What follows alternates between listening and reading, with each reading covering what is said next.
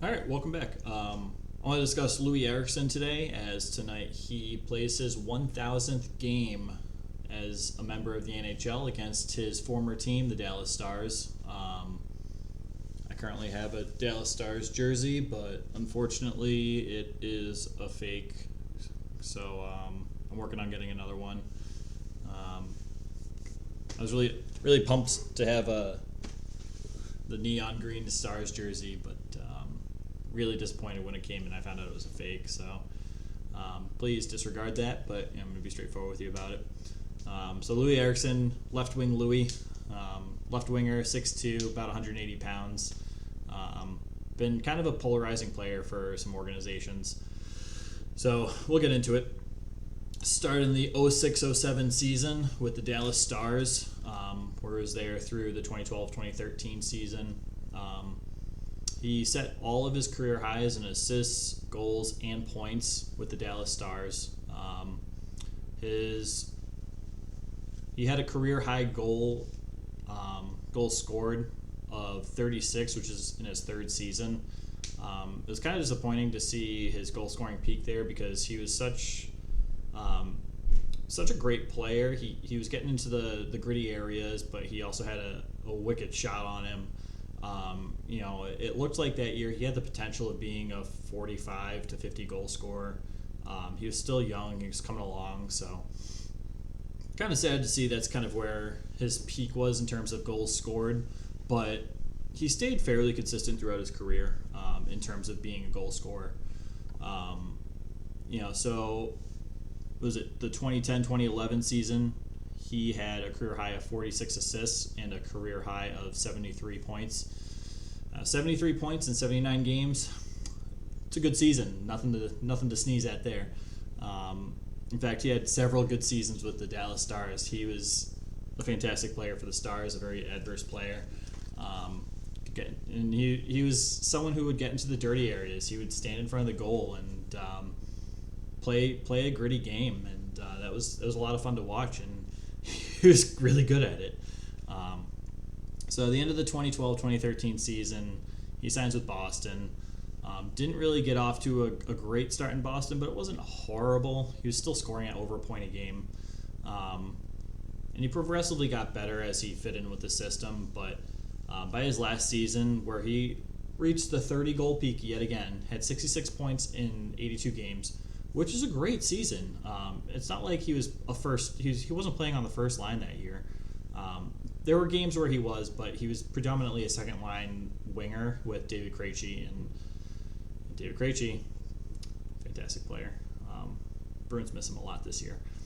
But anyway, a 30 goal scorer in 2015-2016 for the Bruins. But it was almost too late that he started to really gel on that second line with Krejci, and I don't remember who the other winger was. They've always struggled to find two wingers for Krejci. There's always one he has chemistry and success with, and there's always another that can kind of move up and down the lineup. But Boston fans he was kind of polarizing in Boston. A lot of people absolutely loved him. Everyone was really excited when they signed him. And then he didn't really perform in his first season. His second season was good.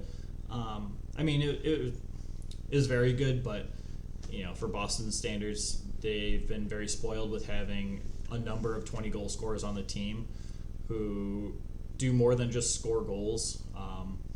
The 08-09 season? What was there, like 8 or 9 guys that scored 20-plus goals on that Bruins team? That's insane. So there's still kind of that mindset sitting in, and a lot of the fans were just over at Louis Eriksson at that point. Didn't really care to see him play or in a Boston uniform. And the 2016 season, I'll tell you, he was excellent. He had some clutch goals. He won a few. He got a few game-winning goals and won a few games for the Bruins that he kind of just pulled out of thin air. He was an excellent player, but his time in Boston was done. He was almost too polarizing of a player for whatever reason, at no fault to Louis Eriksson. It wasn't his fault. But whatever. Bruins didn't really want to pay him the money and that he earned through the stats, but that's fine. So he went on to Vancouver and signed a 6x6 contract, 6 million cap hit for 6 years. His contract was front loaded, so first few years of his contract he was getting paid 8 million. The last few years were on his last year. It's more towards 4 million. But he never really panned out in Vancouver. His career high in Vancouver was 11 goals, which he had twice. And his career high in points was 29 in an 81 game season. Not really the numbers you're expecting when you sign someone for a 6 million cap hit for 6 years. So he wasn't very liked in Vancouver, and you can start seeing by the games played in the 2019-2020 season, the 21 season. His games played significantly decreased, and then it got to a point where they had to trade him to Arizona because it was a cap liability, and Arizona is just rebuilding. I don't really, I don't know. I don't know how that worked because what's it called? Vancouver ended up getting Oliver Ekman-Larsson's contract, and yeah, he's been playing. He's been good, but he hasn't been the 7 million plus good. So I don't really know how much you want to call it a victory in Vancouver's favor. But yeah, so this is his last year of his contract, and he's currently in Arizona. Through 23 games, he has a solid 3 assists. Kind of a shame. I really like Loui Eriksson. He's a fun player to watch sometimes. He's definitely slowed down a bit. He's definitely past his prime, but that's okay. It's exciting. This is his 1,000th game. It's a big milestone. It means you've been a good player for a long time in the NHL. You see a lot of the household names hit the 1,000 game mark, but it's very tough to do. It's not something that a lot of NHL professionals accomplish in their lifetime. It's something to sneeze about. So, hats off to Loui. He's had a great career overall. Great person, great guy in the locker room, at least in Boston, in Dallas. A lot of fun to watch, especially when he's on. He is on, and you can't take your eyes off him. So the career, through 999 games, he's had a total of 250 goals, 347 assists for a total of 597 points. That's a good career. It's a very good career. I think the Stars were quite happy with the player they ended up picking up, and it's exciting. So overall, in his entire career, he was a plus 24. He played on some good teams. He played on a good Dallas Stars team. He played on a bad Dallas Stars team. Vancouver didn't really help his plus minus, but plus 24. At the end of his career, he's a positive player in the plus minus. That's always a good thing. It's always a little worrisome when you see someone retire and they're like negative 80 or whatever, and you're like, ooh, especially as like a defenseman on like a good team. But so that's good. He was definitely a decent two-way player. I wouldn't say he's an all-star on defense, but in a Boston uniform, the system they played in with Claude Julien, it's a defensive first scheme, or it was a defensive first scheme, not so much with Bruce Cassidy now. But Eriksson, had to play defense, and if he didn't play defense, he was getting a decrease in minutes. He was, not going to play games. That's just how Claude Julien operates, and it's part of what made the Bruins a successful organization, because they can play at both ends of the ice, regardless of how prolific of a goal scorer you were. There's actually a Tyler Seguin jersey, speak of the devil. Boston goal scorer who didn't necessarily want to play defense and got shipped off to Dallas and is a prolific goal scorer. So there you have it. Claude Julien doesn't care. Everyone holds everyone to the same standard. So in total, Loui Eriksson has accumulated 196 penalty minutes over his career, which is a pretty good number, especially considering a lot of these years, 07, 08, 08, 09, there were like a lot of fights, a lot of scrums. It was It was a great time to watch hockey. It was a very physical game. If you like physical hockey, it was a great time to watch hockey. I like physical hockey.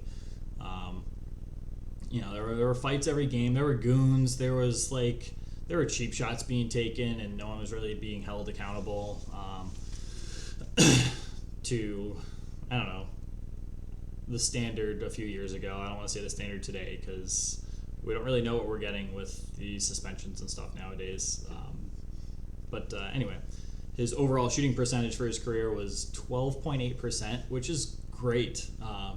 To maintain a 12.8 shooting percentage over a career of however many years this was this like, I don't know, many years. Let's just leave it at that. Many years. Is definitely an accomplishment. And he took a lot of shots, and a lot of them went in. It's just, it's good for him. That's a tough stat to get and maintain for a whole career.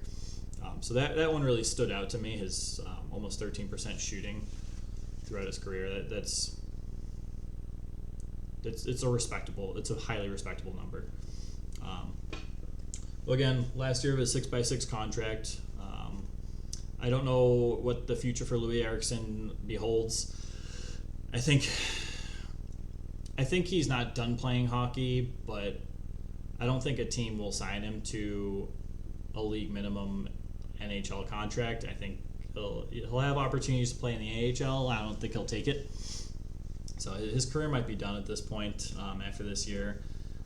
But that's okay. He had a great career. He's been a great player, and he's made a few bucks. His total career earnings just from hockey, $62,041,870 over his career. You can buy a nice retirement home with that, and maybe a few of them, and a boat. So hats off to Loui Eriksson. I've always loved him. I just want to do a little tribute to his 1,000th game. I wasn't sure if we'd see him actually hit 1,000 games, so I'm pretty pumped. That's the game I'm going to be watching tonight, and that's all for this video. Thanks for watching, guys. Let me know what you think about Loui Eriksson, and do you like him? Has he been on a team you root for? Did you like him as a team when he was on your team? Give me something. Give me something about Loui. I love Loui. Let's dive into it. Thank you, guys. Thanks for watching.